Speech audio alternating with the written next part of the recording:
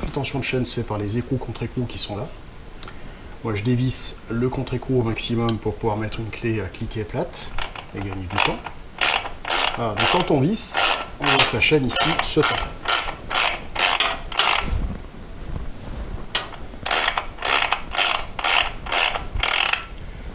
Je vais faire pareil de l'autre côté.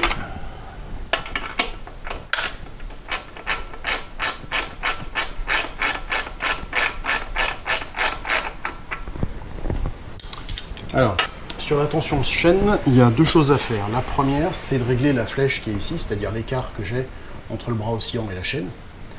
La deuxième chose, c'est de régler le même écartement côté droit et côté gauche de la moto pour que la roue soit droite et qu'elle ne soit pas dans un sens ou dans l'autre, qu'on n'avance pas en crabe. Sachant que quand on va régler la flèche ici correctement et qu'on va aligner de l'autre côté, ça va retendre légèrement la chaîne.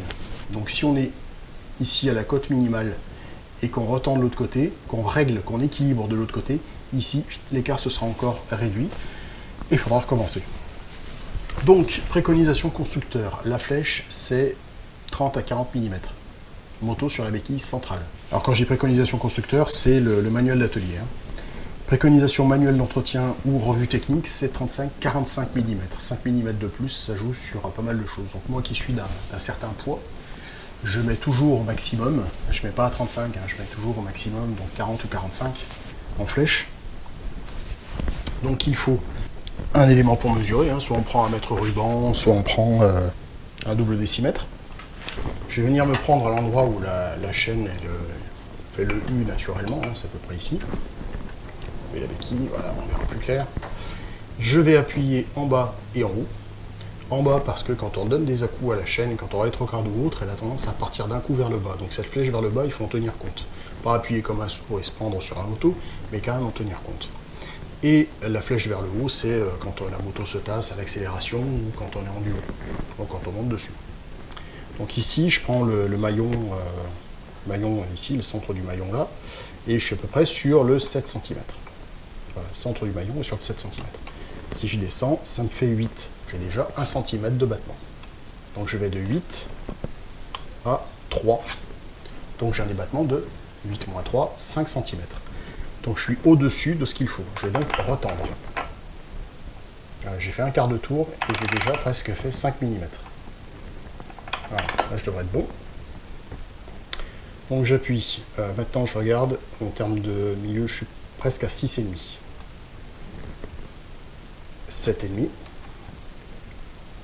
3,5. Donc je suis à 4 cm. Je vais redétendre un petit peu. Mais ça c'est moi, c'est parce que je suis un peu lourd. Ceux qui sont légers, qui font jamais de duo, vous êtes bons à 4 cm, il n'y a pas de souci.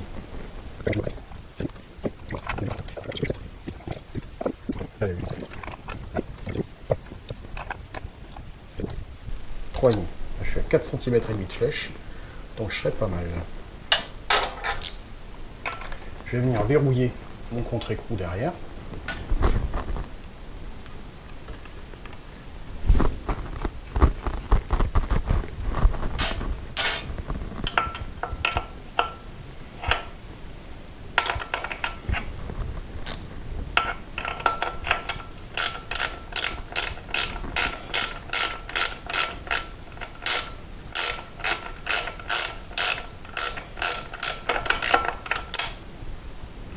Là, je ne sers pas comme un sourd non plus, parce que si ça se trouve, il faudrait que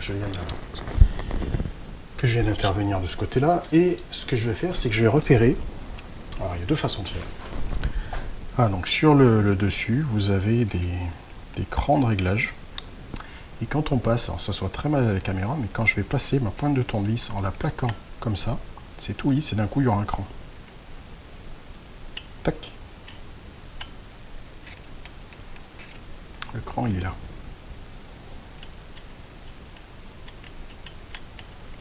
Donc ce cran, il faut regarder où il est. Donc ici, je suis dedans, je suis un petit peu devant le trait qui est ici, là. Je suis un petit peu devant. Donc il faut que derrière, ça soit la même chose. Sur l'autre côté, il faut que ça soit la même chose.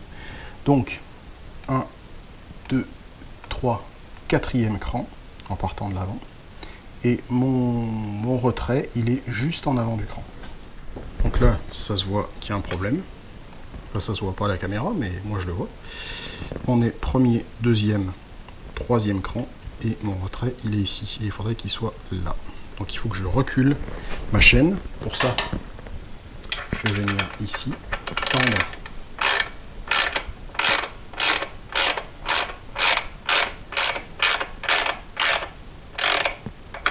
Voilà.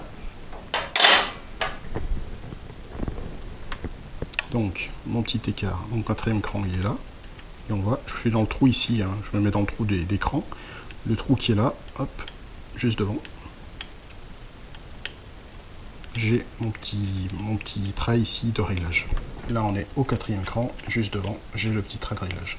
Une autre solution qu'on peut faire aussi, c'est celle que je vais utiliser parce que celle-là je l'aime pas du tout, c'est d'utiliser un petit réglet ici.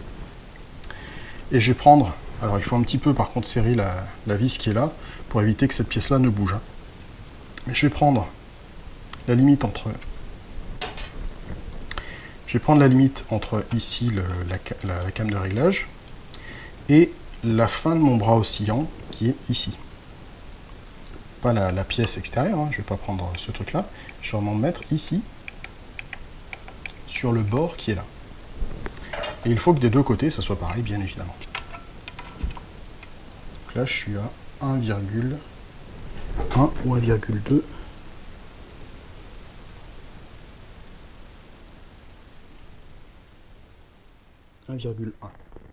Maintenant, l'étape suivante, ça va être de serrer l'axe au couple. Donc c'est 98 Nm, c'est un gros serrage. Et on va remplacer bien évidemment la goupille. Voilà, on va en prendre une neuve qu'on va mettre dedans. Pour les dimensions, c'est peut-être pas forcément la dimension top, mais voilà, je mets ça, 3 par 40. La clé de 17 derrière pour bloquer. Et le cliquet dynamométrique ici. Et ça devrait aller.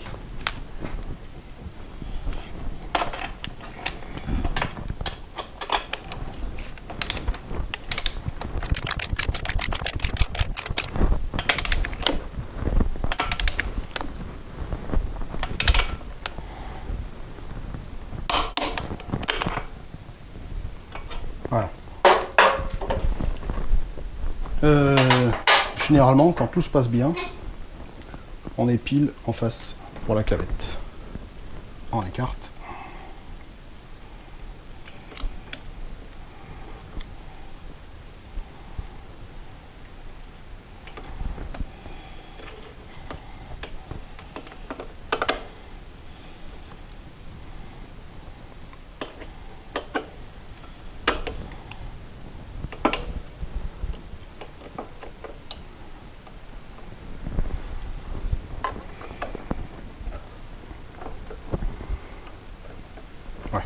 Bon, ça c'est pas très joli, hein, là elle est axée comme ça, d'ordinaire j'aime bien quand elle est verticale.